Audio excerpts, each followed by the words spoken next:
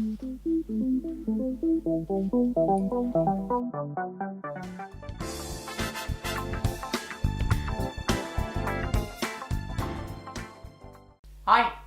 and welcome to my channel Pepernoot.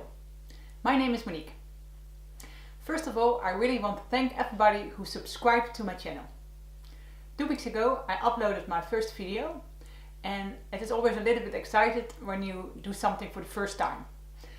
And I was a little bit overwhelmed by all the nice comments and all the people who subscribed.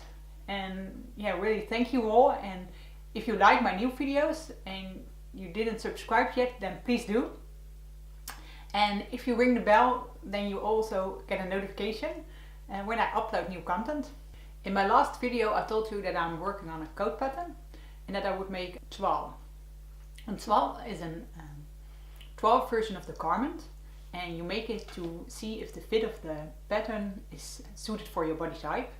And that is what I want to talk about today. I do not always make a toile because sometimes I know that the fit from a pattern is okay, or I use a knit fabric and then I will skip the part of making a toile. But in the case of making a coat pattern, I think it's very important that you make a toile, because it really helps you to make sure that the fit is okay. And there is a lot of work going on in a coat, and it would be a shame if you would end up in a coat that is or too small or too big. So today I will tell you all about making a toile, and the first thing I really want to tell you is why you should make a toile. And to understand the why, I think it's important that you understand a little bit more about how patterns are made.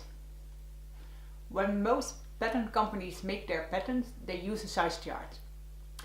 In the size charts there are different measurements, and you can find a few of those measurements on the back of a pattern envelope in the size chart.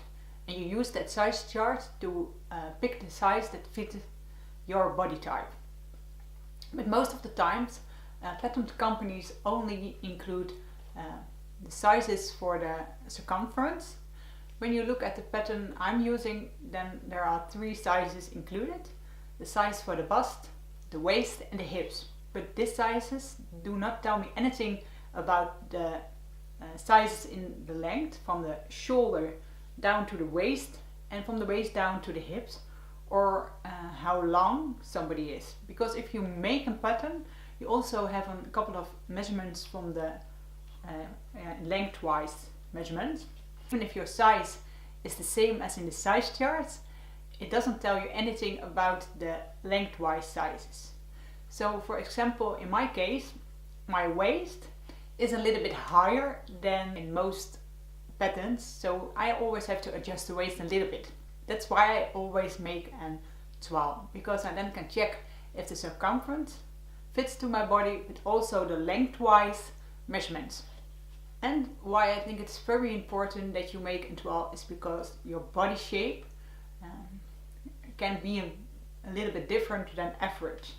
My husband, he has very slopey shoulders, and if he wears clothes he always gets little wrinkles under his arms. There is just a little adjustment you have to make to the upper part of a pattern to resolve that problem. So I really would recommend that you would go stand for a mirror and really check your body type. And that's what I also will tell you a little bit later when I'm going to show you my toile. I will tell you which parts of the body are important to really notice and to see if they are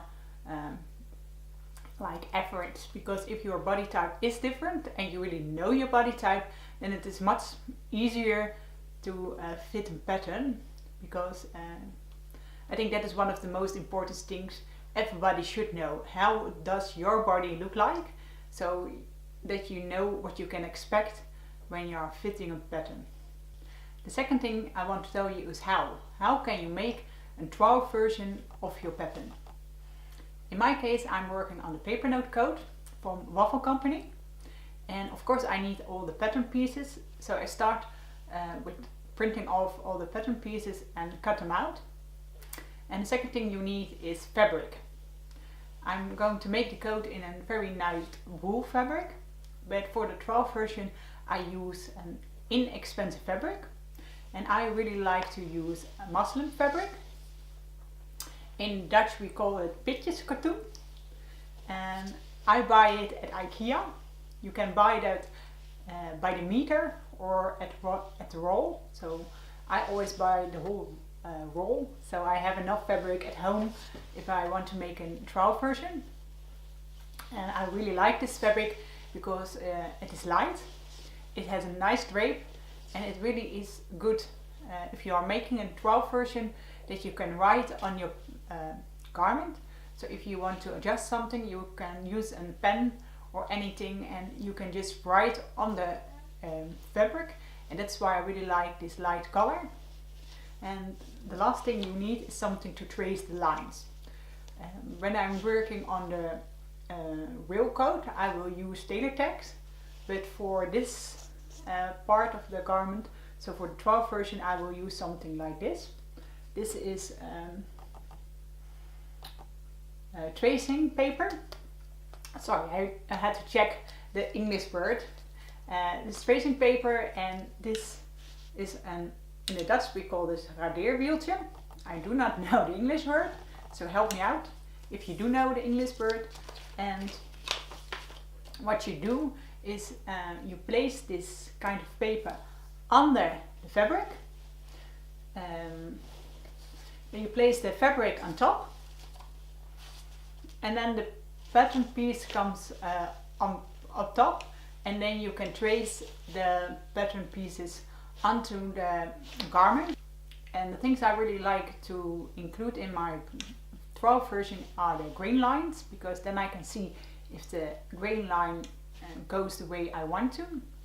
I take over all the notches, so I know when I need to ease in and shoulder how much ease there is going in, and I really make sure that I mark the center front. And if there are any special things like pockets, sometimes I do trace them so I can see if I like the placement of the pockets. So that are things I will really I like to include in my 12 version. If you're fitting a pattern, then start at the shoulders. This is a very important point because the fabric should hang down from the shoulders. If the shoulder isn't in the right place, it can't hang nicely and you will have problems with the fit of the garment. Check if the sleeve is in the right place, if the placements of the line is okay.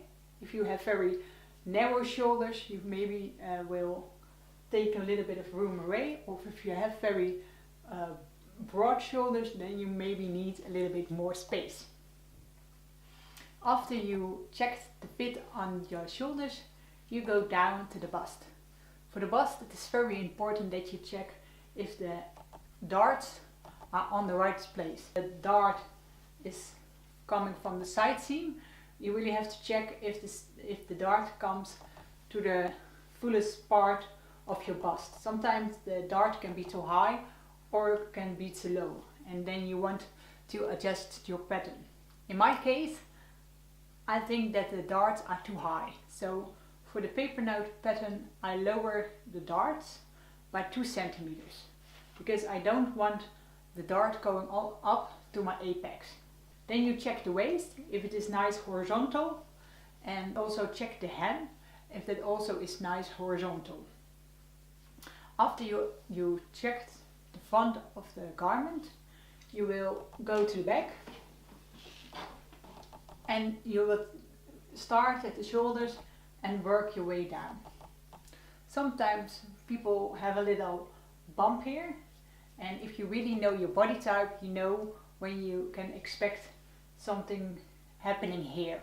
Or maybe you know you have a swan back, then you know that it's very likely that you will have too much fabric here.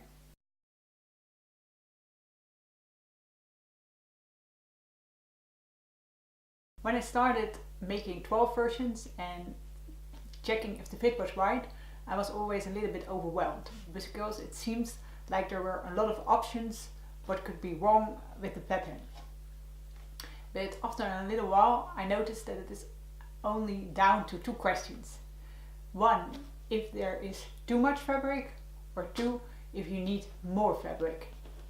And I think if you understand that part, it really helps you to look at your garment and see if you need more or if you need less fabrics.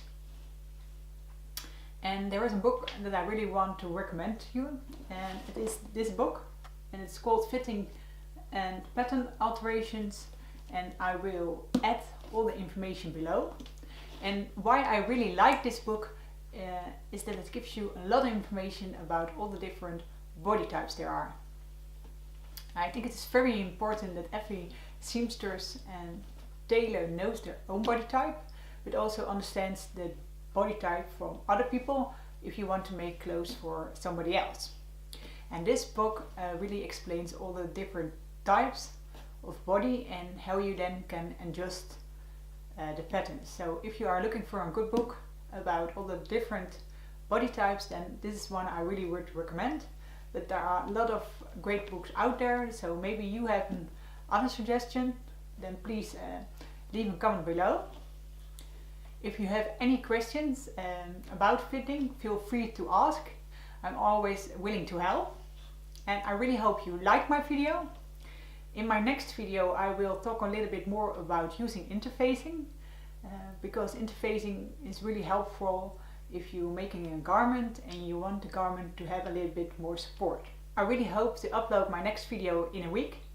I will try to upload a new video every week so you know what to expect from me. I really like doing this and I really hope you like my videos. If you do, then please subscribe. You also can follow me on Instagram and leave a comment below if you have any questions. And otherwise I hope to see you next week.